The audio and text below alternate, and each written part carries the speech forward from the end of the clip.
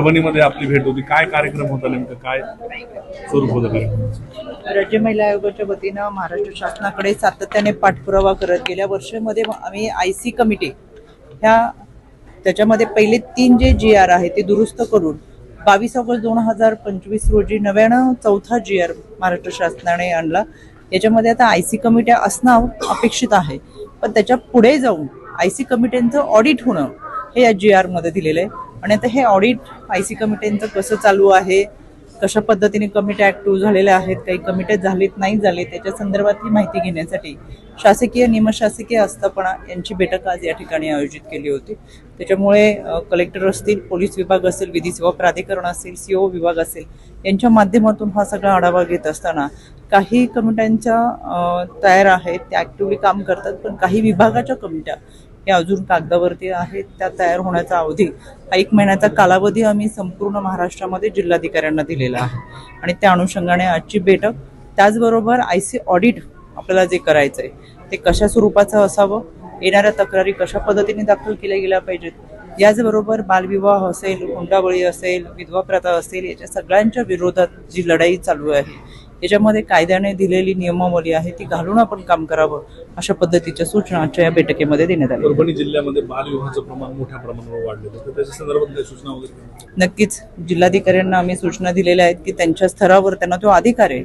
बालविवाह होत असताना एखाद्या ग्रामपंचायतीमध्ये सरपंच, ग्रामपंचायत सदस्य, ग्रामसेवक, पोलीस पाटील यांच्यापासून सगळ्यांनी सतर्क राहणं फार गरजेचं आहे। आशा वर्कर, अंगणवाडी सेविकांना याबाबतची माहिती आणि पूर्वकल्पना असते, पण बऱ्याच वेळा त्यांना संरक्षण मिळत नाही किंवा नंतर त्यांना धमकवलं जातं। आणि त्या अनुषंगाने जिल्हाधिकाऱ्यांना सूचना दिलेल्या आहेत की आपण आशा वर्कर, अंगणवाडी सेविकांना याबाबत संरक्षण द्यावं, आणि हे संरक्षण देत असताना त्यांनी दिलेली माहिती तिथे तातडीने बालविवाह रोखला जावा। पण बालविवाह रोखण्याबरोबरच जर कायद्याच्या चौकटीतून बालविवाह करणं हा गुन्हा आहे, तरी सुद्धा पालक मोठ्या प्रमाणात जर बालविवाह करत असतील तर याच्यावरती प्रिंटिंग प्रेस करणारे असतील, समाज मंदिरं असतील जिथं बालविवाह होतो, मंदिरांमध्ये होतो, तिथं धर्मादाय आयुक्तांच्या माध्यमातून नोटिसा देणं, आणि हे सगळे अधिकार जिल्हाधिकाऱ्यांना दिलेले आहेत। आम्ही त्यांना सांगितलंय राज्य महिला आयोग आपल्या सोबत आहे, कायद्याच्या चौकटीतून जे जे करता येईल ते प्रभावीपणे आपण करावं आणि बालविवाह रोखण्यासाठी युद्ध पातळीवरती काम करावं।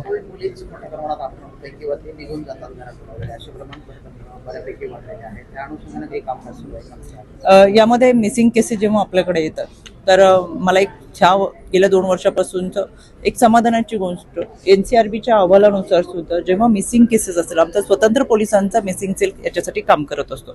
मुंबईमध्ये देखील आमचा हरवलेल्या व्यक्तींचा विभाग हा स्वतंत्र विभाग यासाठी काम करत असतो। त्याच्यामुळे घरामधून जाणाऱ्या मुलींची संख्या, पण परत त्यांना शोध घेत असताना मग ते कामाच्या निमित्तानं असेल किंवा प्रेमाच्या आकर्षणापोटी असेल, यामध्ये मुली जेव्हा घरातून निघून जातात तर त्यांना ट्रेस करण्याचा देखील तितक्या मोठ्या प्रमाणामध्ये आपल्याकडे आढावा आहे। त्याच्यामुळे आम्ही पालकांना सांगतो की तुम्ही मुलींची जास्त चांगल्या पद्धतीचा संवाद साधावा। सखी सावित्री कमिट्या ज्या पद्धतीच्या आहेत, शिक्षक पालक संघटना ज्या पद्धतीने आहेत, यांनी सातत्याने पाल्याशी संवाद जर साधण्याचा प्रयत्न केला तर या घटनांमध्ये आपण घट करू शकतो। त्याचबरोबर missing cell, cyber beat marshal आणि दामिनी पथक यांचा शाळा कॉलेजमध्ये असलेला संवाद आणि खऱ्या अर्थानं वास्तववादी समाजाची एक भूमिका या पाल्यांसमोर मांडता आली पाहिजे, आणि या अनुषंगाने पोलीस विभाग काम करत आहेत। त्याच्यामुळे प्रभावीपणे दर 3 महिन्यांनी आम्ही या मिसिंग सेलचा, त्याचबरोबर ह्युमन ट्रॅफिकिंगचा आढावा घेत असतो आणि सातत्याने त्यांना सूचना करत असतो। पण एक समाधान आहे जे माननीय मुख्यमंत्री महोदय यांनी अधिवेशनात देखील मांडलेलं आहे की मोठ्या प्रमाणामध्ये आम्ही मिसिंगच्या बाबत असलेल्या घटना याची दखल घेऊन कारवाई करू शकतो। महिला तेवढ्या प्रमाणात तक्रारी करताना दिसत नाही, ज्या प्रमाणात त्यांना त्रास होतो, तर त्या संदर्भात काही आणखी उपाययोजना करते? बऱ्याच वेळा असं होतं की महिलांना हा प्रश्न पडतो की आपण तक्रार कुठे दाखल करायची, आणि जर तक्रार दाखल केली तर कुटुंबाची बदनामी होईल, स्वतःची बदनामी होईल, नाही मिळेल, आणि या अनुषंगाने त्यांच्या मनामध्ये अनेक प्रश्न असतात। 2 दिवसापूर्वीच महाराष्ट्राच्या पहिल्या महिला उपमुख्यमंत्री आदरणीय सुनेत्रावहिनी पवार यांच्या हस्ते आपण महिला आयोग सन्मान पोर्टल सुरू केले।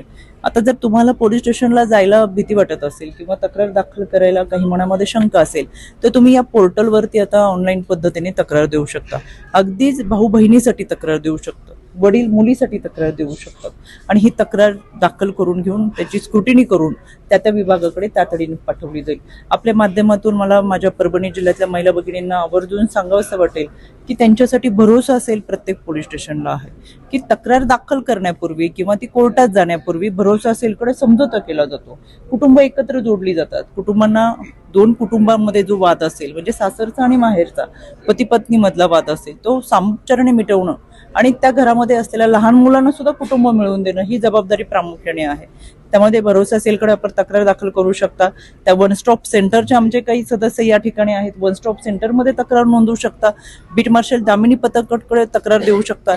इतकंच काय, आशा वर्कर अंगणवाडी सेविकांकडे सुद्धा आपण तक्रार दाखल करू शकता. म्हणून मला आवर्जून सांगायचं हे सगळे व्यासपीठ महिला भगिनींना तक्रार मांडण्यासाठी आहे, न्याय देण्यासाठी आहे. त्यांनी या कोणत्याही ठिकाणी आपली तक्रार मांडावी. त्यांची तक्रार देत असताना निश्चितपणाने त्यांना न्याय देण्याची जबाबदारी आमच्या सगळ्यांची आहे. ती आम्ही समर्थपणे पेलू. आमच्याकडे गुरुकुल पद्धती आहे आणि या गुरुकुल पद्धतीत सातत्यानं जतोई मुलींवर अत्याचार होताना दिसतात. आता काल परवा एक गुन्हा दाखल झाला, एक 2-4 महिन्यापूर्वी गुन्हा दाखल झाला होता. त्या अनुषंगाने मोठ्या प्रमाणात ते पावलं उचलताना पाहायला मिळतं.